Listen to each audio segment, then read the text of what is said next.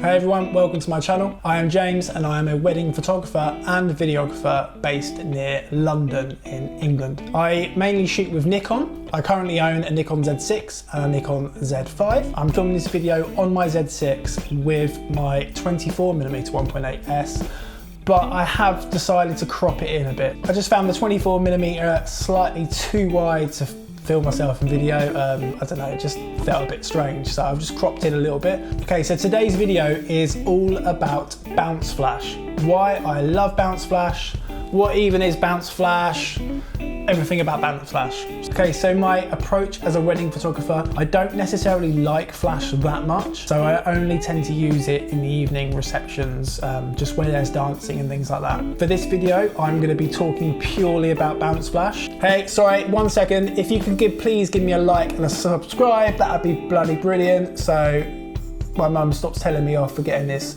photography tattoo. Now, thank you very much. Back to the video. Personally, I don't really use off-camera flash. I get why people do use off-camera flash, but personally, I like turning up to a wedding with my Nikons hanging off each shoulder and this Godox V860, is it gonna, there it is, flash on top of one of my cameras. This flash is absolutely brilliant, by the way, so if you did want a flash for your Nikons, or any other camera, I really do recommend Godox. So what is bounce flash? Well, bounce flash is where you typically put your flash up on top of your camera's hot shoe and you take a photo. Instead of pointing the flash directly at someone or a subject or whatever you're shooting, you angle it. I typically angle it behind me and off to the right or left, depending on what environment I'm in. So whatever you choose to bounce your flash off, it's going to affect the color of the image. Do not panic, color correction is something I just bother with in post. I honestly shoot the whole entire wedding day, like 6,000 Kelvin anyway. So then in Lightroom afterwards, I can batch correct all of my white balance. So what matters with bounce flash is the quality of the light. Now remember, the only reason we are bouncing flash is because of the quality of the light. So if I was going to point this at someone's face, it would be quite harsh light, it wouldn't be very flattering. Whereas if we bounce it off a large surface, whether that be a wall or a ceiling or even a tree, we can create nice quality light. Why do I use bounce flash? My style is to turn up,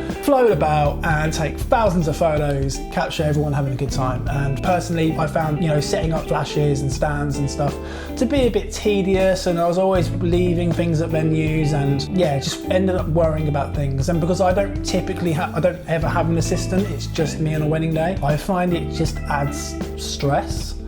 I've seen in the past where photographers will use off-camera flash and they'll totally isolate that couple and they won't have any ambient. Personally, I love ambient. I always try and get ambient light in as much as I can. Obviously, there are some issues with certain DJs like lights and stuff. Most of the time, DJ lights are fine. For me, anyway. Where I do have an issue is with like DJs or venues like lasers, especially green lasers. They really are like distracting in the photos and you can't really get rid of them in post. So if you do have a wedding reception and there's lots of lasers, you could always ask them to just, turn them off for a bit.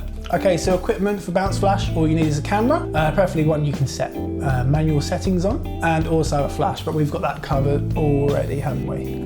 So the settings I tend to start using bounce flash on the dance floor would look like wide open f1.8, just because I like that look. And it's a lot easier to focus when you are shooting wide open with Nikons anyway. The focus mode I like to use is AFS and not AFC. It might sound a bit counterintuitive where you're only focusing once because there obviously is a lot of movement on the dance floor, but it is so lightning fast. I promise you, if you use AFS on the dance floor, you're not going to look back. I find when I use AFC, it kind of continuously focuses, but it's not as fast as AFS. Also, eye detect or no. Typically, I do use eye detect for most of the day. So on the dance floor, I typically get up the little box focus on, medium wide box, and then I put that in the center of the frame and then up slightly, just because of that is where typically my compositions on the dance floor, that's where people's faces are going to be. So if I put it there and leave it there, whatever I focus on, it's going to be lightning quick. So obviously now we're wide open.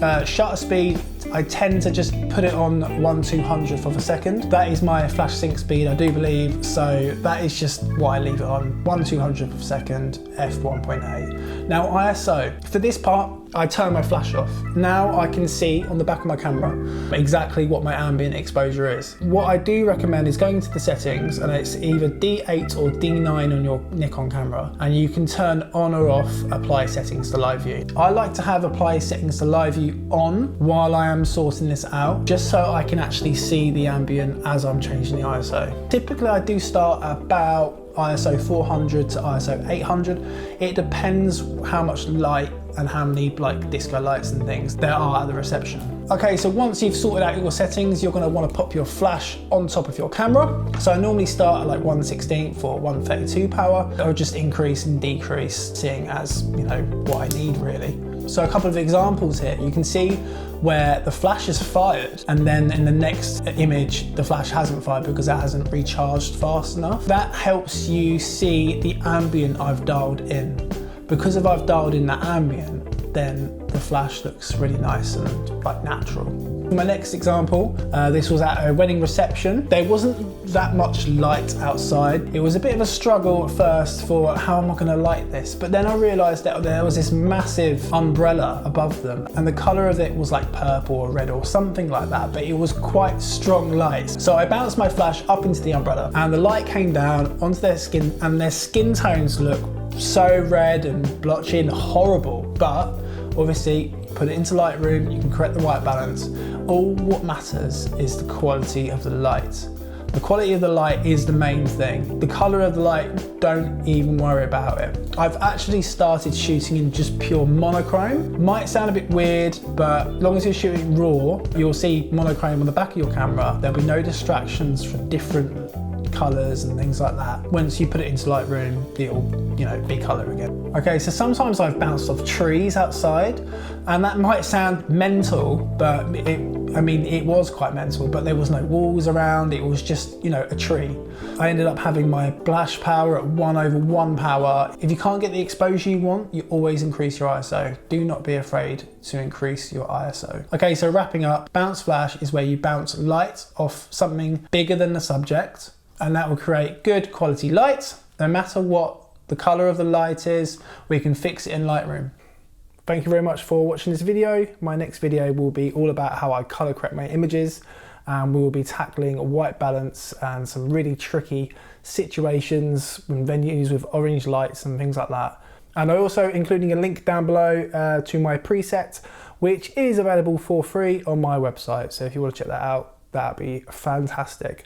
Catch you later.